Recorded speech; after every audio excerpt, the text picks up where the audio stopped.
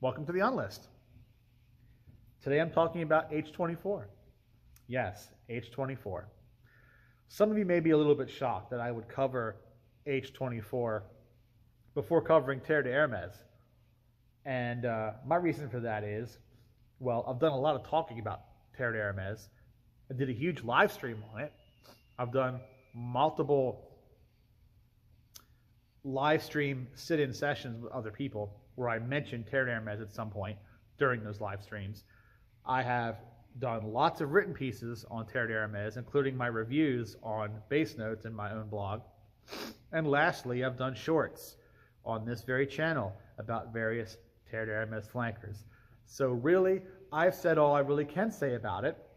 And if I'm going to do a long-form video about Terre de Hermès, and it'd be the whole range, mind you, it's not going to be until I've cooled down a bit, okay? Maybe get a fresh perspective on either the fragrance range or just decide I have a new way to present the same old information I've already presented over and over and over again. So instead, let's talk about H24, because I haven't done a lot of discussion on H24, and from what I gather, H24 is not the most popular men's fragrance range from the brand. Even though it's the newest, at least among the online enthusiasts, it is not the most popular. People still double and triple and quadruple fucking down on the Terre de Hermès, and I can understand why. Big cultural thing it was. Came out in 2006, almost 20 years ago. It really changed the game, not just for Hermès, but it changed the game for men's cologne altogether. It presented a style that was almost extinct. In 2006, nobody predicted that a green, spicy, woody, vetiver, metallic flinty fragrance, something that could be a throwback to a previous decade, could still be a hit. Because it was done in a transparent and light and fresh way that removed a lot of the heavy mossiness and resinous features and overt dry woodiness that one might expect from a fragrance of that type. Your typical citrus aromatic chypre or heavy piney moss fragrance, right? That would be the norm of that style. This was rather light and transparent, almost crystalline, like a stained glass window. So it was an old style with a very new twist, and that's what made it work for its time. And that blew open the doors, that took people aback, and it had a fair number of copycats in the years following, including from niche brands. So fast forward to 2021, and now we have its successor. Whether it's truly successor in terms of sales, I don't know. I'm not an accountant. I'm not privy to those numbers. But from what I can tell, the average Joe likes it a lot because they've made 3 releases in the range now. There's the original H24 from 2021. The very next year, they had H24 Eau de Parfum from 2022. I didn't care for that one so much myself. And then skipped a year. And now this year, 2024, we see H24 Herbes Vives. Now, I do like that one. And I recently bought a bottle of that one. So I can show you a video on that one. I can't really talk about the other 2 because they're not with me. Although you've seen me post pictures, you know I own the original. I don't own the Eau de Parfum. I skipped over that one. May buy it later, smaller bottle or something. Don't think I'd ever really go through a full 120 ml or whatever they are bottle of that fragrance, being as I didn't care for it that much. But owning a small bottle, sure, maybe. So the distinguishing feature about H24 that sets it apart from Terre de Hermès, it comes from an entirely different personality wielding an entirely different skill set than the previous perfumer. Now, I love Jean-Claude Alléna's work. I have plenty of it, okay? I have work he made for Cartier. I have some of his older stuff when he had a completely different style, right? So I've got a lot of Jean-Claude Alléna stuff. It's no secret I love his perfume. I think he's a master perfumer. I think he took a lot of the things his teacher started with the transparency, the light, fresh, lucid, vivid accords. Edmund Runitzka created these accords, and I feel like Jean-Claude Ellena took them in a more angular, futuristic direction. So Jean-Claude Ellena really built on stuff like Eau de Hermès, really built on stuff like Diorella, really built on stuff like Eau Sauvage, okay? He took all that stuff in new directions. Whereas Pierre Baudin, the other student, okay, the other guy who was also taught by Edmund Runitzka, he more or less took the building blocks that Runitzka used and then shaped them in his own image. He took the tool set he was given by Runitzka and made something all his own of it. He didn't build on his teacher's work the way Ellena did. Ellena continued to build on the work.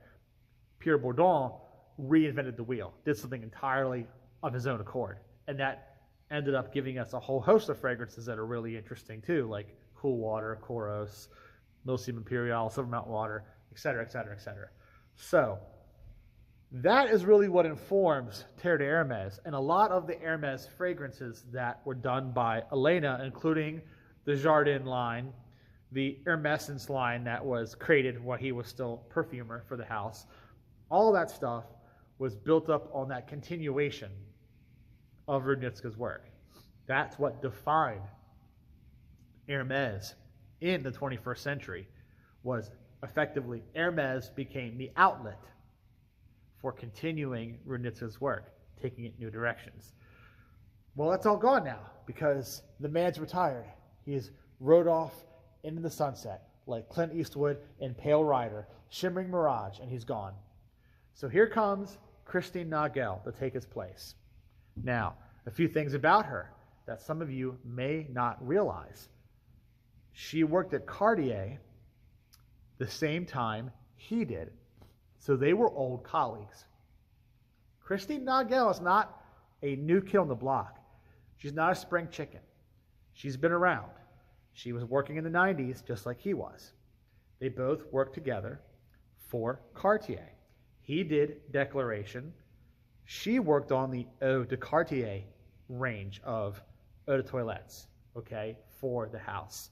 Now, you look at his Declaration, and you look at her Eau de Cartier and Eau de Cartier Concentrate, and you can even see back then. Terre de Hermès from Declaration, H24 from Eau de Cartier. Those of you who own Eau de Cartier Concentrate, go back and smell that. It's from 20 years ago. Go back and smell that, and then smell H24. Knowing they have the same perfumer, Christine Nagel, and you tell me if there isn't a ancestry line going straight down. You can draw a line from Declaration right to Terre de Hermès. You can also draw the same goddamn line from Eau de Cartier Concentrate to H24. That's the mind blower for you guys. Knowing that should be no surprise. No surprise whatsoever that H24 ended up smelling the way it did. Okay? And then you've seen the other work she's done. She's done stuff for Lalique, for example. She did the first Lama Jalalam, Alam, that's a tongue twister. Lama, Lama, Lama, Lama, okay. She made Lama, Lama, Lama, Lama. She made it for Lalique. She made the Lalique, the Lama, Lama, Lama fragrance, all right? You know the one, right? The one with the violet leaf and the oud in it or whatever. She made that, okay? She made the Lama, Lama, Lama, and that was a good fragrance too, okay? Let's move on from that because I'm not going back and trying to say that again. So after that, she kind of did a little bit of this and a little bit of that back and forth, right? She was kind of an industry perfumer. She was given briefs and just moved about. But then eventually, Jean-Claude Ellena decided to retire. And it makes sense that he would pull on an old colleague of his from his Cartier days, right? And I guess nominate her as his replacement because she'd be the one who could really do justice to what Hermès had become by then. And that work started in the 2010s. Okay, that started around 2014, 15 is when that started, all right? and then she popped out the Terre de Hermès Eau Intense Vetiver as her first on the men's side. Then she followed it up with Eau Givre shortly thereafter, a few years later. So now, H24. H24 is in some ways like the plants and trees and sky, because Terre de Hermès, earth of Hermès, right, if you know French, Terre de Hermès is of the earth. It's citrus, it's dirt, it's spice, it's flinty, rocky, mineral materials, okay? It's cedar wood, it's patchouli, it's of the earth, right? That's the whole point of the fragrance. H24 is leaves and dew and the sunlight coming from the sky, shining down on the foliage, giving you that bright, sunny, early spring, summer morning dew right before it gets too hot and all that, evaporates off. So that's the feeling H24 is trying to give you. Then it takes that feeling and it juxtaposes it across a modern metal, glass, urban landscape. So in my opinion, cyberpunk dystopia, some Aeon Flux bullshit, some sort of Blade Runner sort of thing, right? So I would have rather just had it be nature by itself. I didn't need all that metal and glass, ivory towers and rich people staring down, laughing at homeless folks on the streets dying of drug overdoses. I'd rather not have had any of that worked into my fragrance, but that was the part of the brief, was to make it urban and modern and stuff, but also have that elemental nature touch. I'd rather keep the human aspect out of it if I can, but I wasn't there. I didn't make that decision. So H24 therefore has this metallic element, but the metallic element's not the earth and the rock. The metallic element is like actual forged steel. It's like an actual ching, ching with a mallet. It feels extruded, right? Like it's coming out of a steel mill or something. It's cut into beams. It has that kind of feeling to it. And then you get the green materials, which usually take the form of vetiver acetate, cis-3-hexanol. You've got aldehydes up top. Then you've got a really novel use of a material that is called sclarine. And the sclarine is derived from clary sage, the same way that ambroxan is. Except sclarine is going for a much more directly sagey green kind of feeling, whereas ambroxan's got that fresh transparency. There's a bit of ambroxan in here, yeah, and there's also a sliver of oak moss too. A very tiny, tiny sliver of oak moss is in H24, same way as it is in Terre de Hermès. They keep that going all the way across. But by and large, when you smell H24, it's a very uplifting green fragrance. And the twist is narcissus, okay?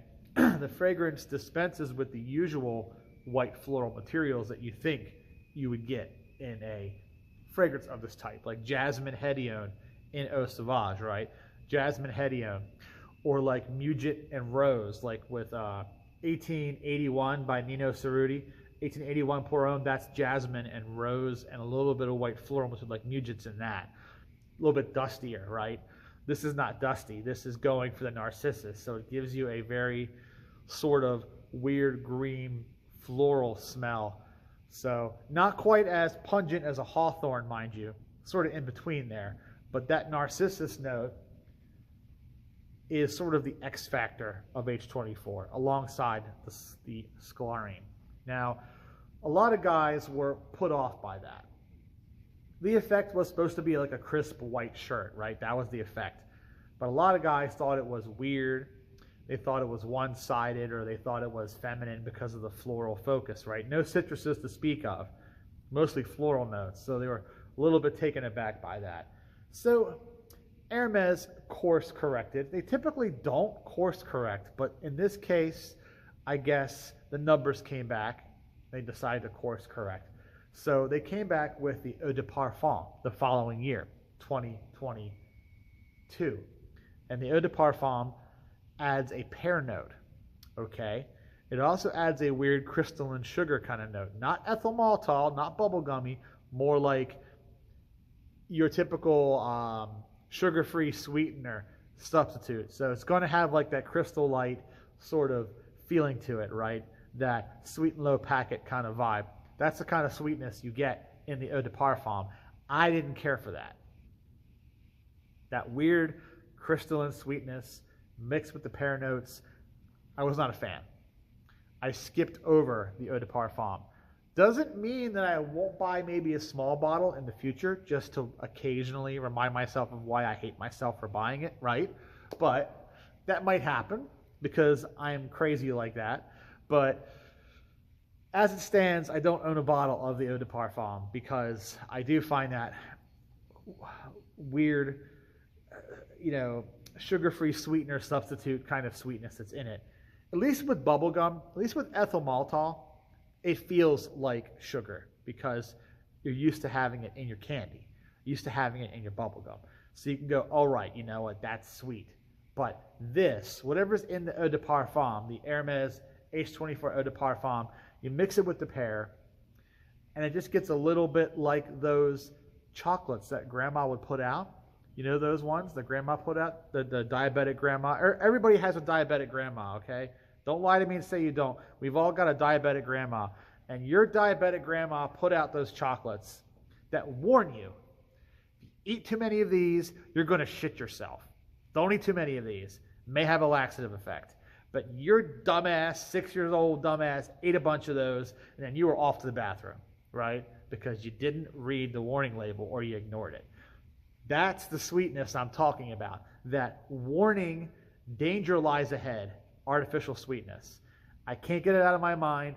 I pass the curse on to you. You're welcome. You can join me and we can suffer together. But that's the artificial sweetness in H24 Eau de Parfum that I don't particularly like.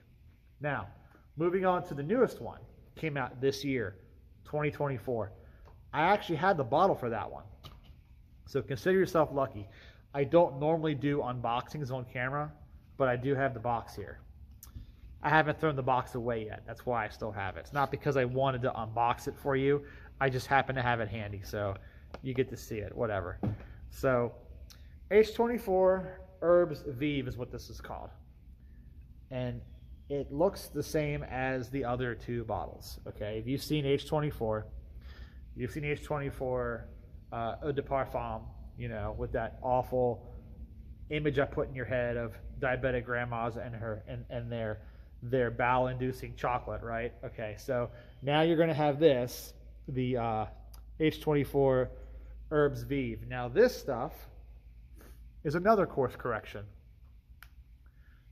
Evidently, I wasn't the only person who found that other fragrance to be too sweet and too weird. Even though it's sold really well, I guess, it's still on the counters, you can still buy it. It's not discontinued. Then again, Hermès are not quitters. Hermès don't pull fragrances from the market like a year later. All these other bitch boy brands like Paco Rabanne and stuff, and Mont Blanc that put out flankers and then get rid of them a year later. YSL does the same thing. They're like quitters. They just put it out and, oh no, we didn't sell 20 bazillion bottles of this, I guess. We better discontinue it then. And after a year, it's gone from the shelves. Hermès don't do that. They're not quitters. They'll be like, okay, you know what? This fragrance is not a favorite. People didn't really eat this up. But we're still selling it. People still like it. We'll keep it around. Maybe we won't put it in every store.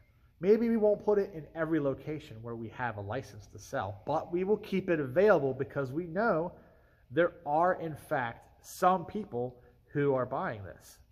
So maybe that's why.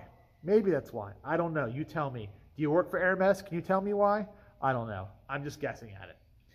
So this one, another course correction. But I like this one a lot better than Eau de Parfum. I don't know if I like it better than the original Eau de Toilette, the one that smells like metal and narcissus and, aldehydes. But that one's very weird, futuristic, but it also, again, reminds me of like waking up in the morning, dew on blades of grass. This one, however, keeps the pear, dials down the sweetness. So you get to have the pear note that was added in the Eau de Parfum. but they dial down that weird diabetic grandma's chocolate sweetness, right? The bathroom inducing sweetness. They dialed that down. So it smells less like a packet of sorbitol or NutraSweet, and it has more of a green note once again because they amped up the green notes. The cis-3-hexanol notes are stronger in this. That grassiness, that chlorophyll note, that really potent chlorophyll note is higher in this. So it is actually more green.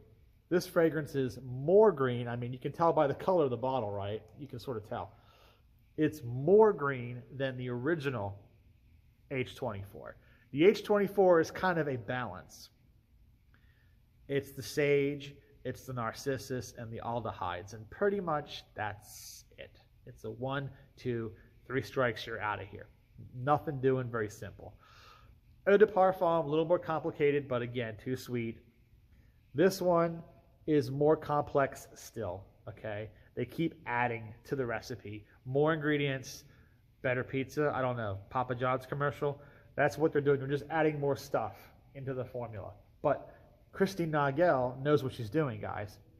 And she balances the equation and makes it work. Maybe not so much with the Eau de Parfum, but she does definitely do it here. And what you get here, in my opinion, my humble opinion, right? It's all my own. You get a fragrance that hits you with that pear, crystalline pear, whatever it is, nonsense. But you've got more green notes in here. You've got the narcissus is still here, the aldehydes. And then you get a new material called Fizcool, right? Fizcool. P-H-Y-S-C-O-O-L. Fizcool. It's stupid. I hate it. I wish it wasn't so, but it's in here. We will end the video, because I've only got a few minutes left, describing what the Fizcool is and why it matters. So the Fizcool is a material created by Mon SA. And Mon likes to do food and fragrance. They're like IFF, International Flavor and Fragrance. Mon does both. And in this case, Fizcool is a material that you also find in oral care products. So that means toothpaste, okay? It means those little plaque things that go in between your teeth that have a little string, like little harps for your teeth. It's in that. It's in chewing gum, but not ethyl maltol. It's in those minty Orbits style gums. And what Fizcool is the part of menthol that gives the cooling effect. So it's the analgesic element of menthol, divorced from the rest of it. So no mintiness, okay? That minty feeling, menthol feeling, pack of cool cigarettes, okay? Orbit's gone. Take that and divorce it. Leave behind just the cooling part, and that's all. That's Fizcool. And it goes into toothpastes. The irony here, the irony of all ironies, is people always complain. Any fragrance that contains mint, any fragrance, Cartier Roadster, Green Water by Jacques Vath, Force Majeure by Jacques Bogart, any fragrance that contains mint, okay, is automatically called toothpaste. Dirty by Lush, all right? Okay, all of those fragrances. Eau de Mints by Diptyque. All of those get called toothpaste. All the morons on Fragrantica, all the morons on Reddit, oh, it smells like toothpaste. Okay, well, guess what? This fragrance contains a material that's actually in toothpaste. This fragrance contains a chemical that's actually in real toothpaste, but it doesn't smell like toothpaste. So it shows what you know, right? Whether you think that cooling element is good, I will leave up to you, but it's in there. So this has been my little rant on H24. Hopefully you enjoyed it, and I'll catch you next time.